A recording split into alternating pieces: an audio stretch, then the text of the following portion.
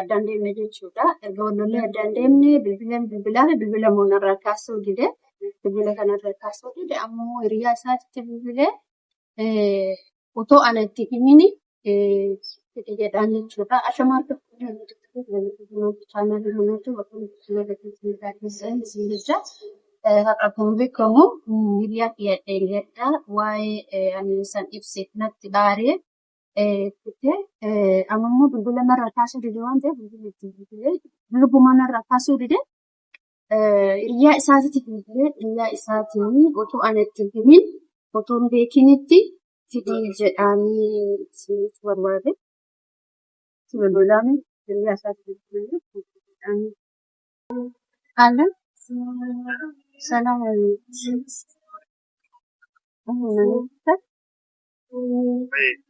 kottu mi'a sin barbaade.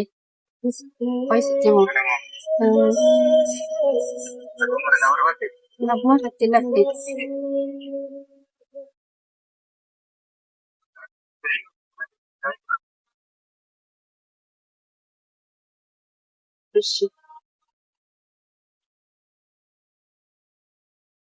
Fitiin jira.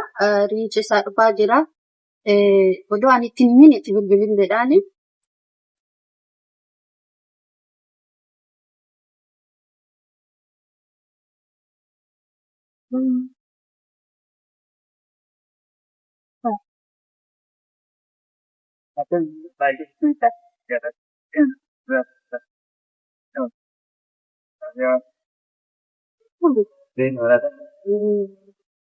Dalagan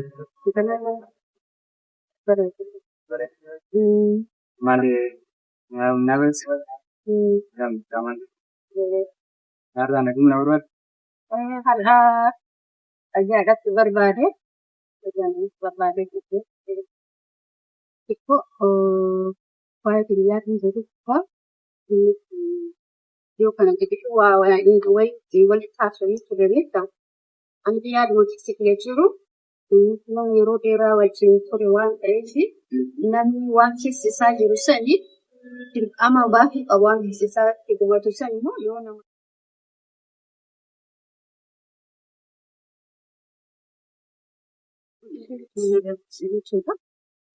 saniif hamus yaamis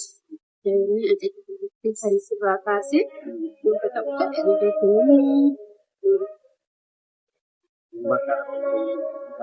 garuu nama kanaatti maatii yoo rakkoon wayii jiraate malee qullabbii badaan qabdan miti kan laattee yaaddu sana.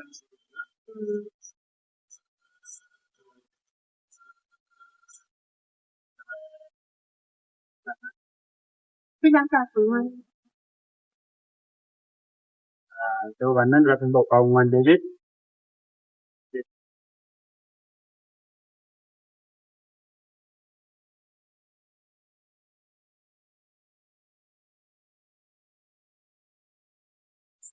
Natti aarina fakkaatan.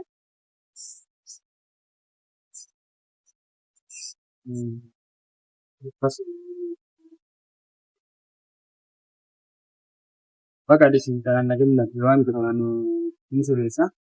Waan hin gaafadhaadhe. Yaa'u baay'ee filmaa fi dhimmichi kana waa'ee nagina kana yoo kana ta'e malee duraan uummata waliin hin gammifaa. Isaanitti. Anis ni beeka natti mataa waa'ee hin jee waa'ee haa ta'u garuu hin gaddeebiin mala ittiin qabaachuu danda'a malee innis waan biraa yaadee kan waa'ee inni yaadamee itti keessaa yaa'u namni gara kanaa qabaachuu danda'a garuu akka ta'e yaade. Sanillee amma fakkeenyaaf yoo sanis qabaate ani hin beekne biyyaa keessatti waa'ee nama sanii hin beekne. Anamma ana fakkisaa firiyaa ta'an ani keessa namni jaallatee nama keessa ofii jiraan ture. Waan taaneef otoo qabaatetti qaba jedhee hin beekaman akka natti jedhee yaadata otoo qabaate ammoo eegaa ture waan eegee dhabee yeroo deemnee kan jiraan ture garuu agarran jiru waan ta'eef kanarraa kan fo'an yaade.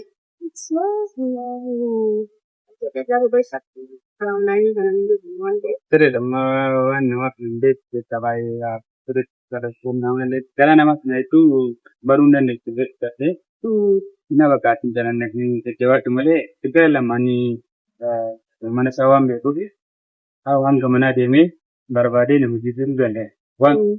Waan tokko siyaasa waan tokko siyaasa simmedhee simmisa kakkaas ta'uun duraanuu sodataa kadhamu.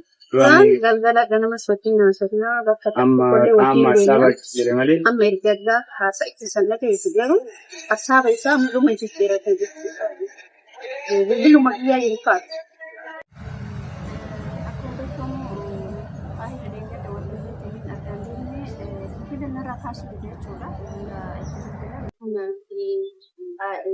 Dhageenyuun gaafa waan biraadis.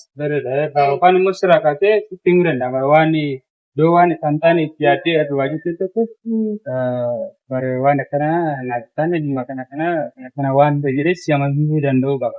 Sirna gaafa sitti immoo sillee giraas gaba waan akka ta'e waan gaafa fudhatee humaayyuu hin beeku. Gaawwan immoo bilbiluu irraa qaamummaan dhaqeetti dubbisee waan tokko wayyaa akkasii garuu immoo kan jechuun barbaade amansiisillee amansiisa waa'ee biyyaa kanarratti ani baay'ina fakkaate waan ta'eef kanas ni haatu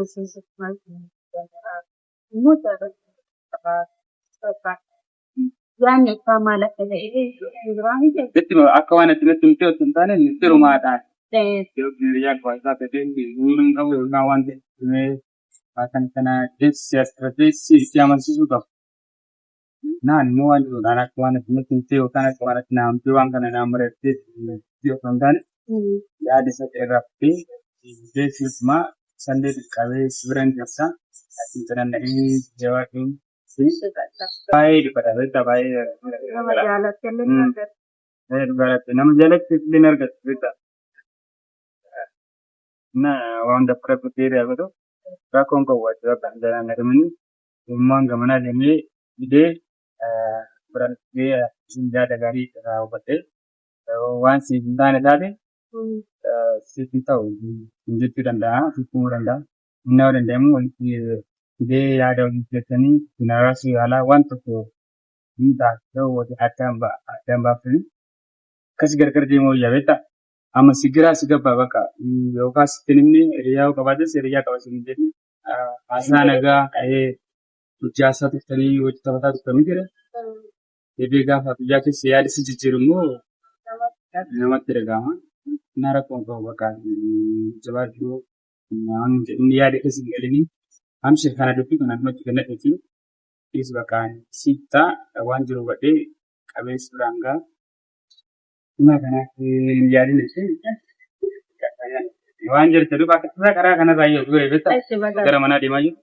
Na badhinnaadhaan na waan gaafu. Akka fayyadamu. Fayyaatti. Iddoo sababeessota kiyyaa akkuma beekamu hiriyaa isaatitti namadeen jira. Hiriyaan isaa waan godhu akka jechuu tarii waraabsuu danda'a yookiin immoo akkasumas waan jedhu beekamu. Kana isin jechuu barbaada Itoophiyaan nu walitti deemnee tuubii kenna sabiskiraayib godhaa, laayik godhaa, sheer godhaa. Namoonni yaada qabaatan yaada keessan ibsachuu hin dandeettan, koomentiin barreessuu hin dandeettan isin jechuudha.